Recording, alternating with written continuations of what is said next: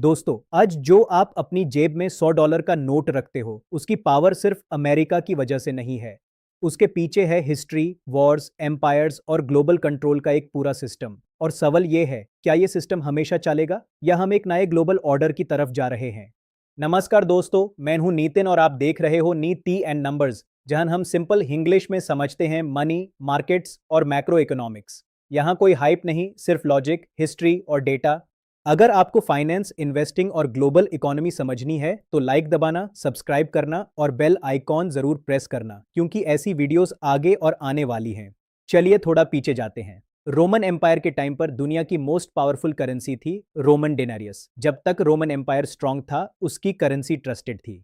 लेकिन जैसे ही empire over expand हुआ, वॉर्स बढ़े और गवर्नमेंट ने करेंसी को डिबेस करना शुरू किया। कॉइन में सिल्वर कम कर दिया, तब क्या हुआ? इन्फ्लेशन, लॉस ऑफ ट्रस्ट और धीरे धीरे एम्पायर का डाउनफॉल।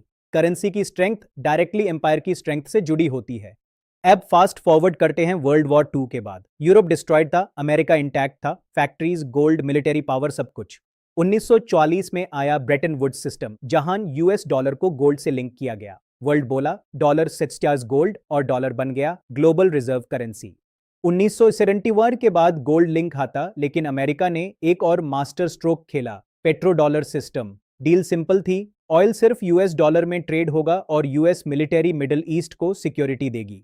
रिजल्ट, चाहे इंडिया हो, चाइना हो या यूरोप, सबको ऑयल के लिए डॉलर चाहिए था। यहीं से बना पैक्स अमेरिकाना, अमेरिका का इकोनॉमिक और जियोपॉलिटिकल कंट्रोल। अब सवाल यह है, क्या यह सिस्टम परमानेंट है? हिस्ट्री कहती है नो।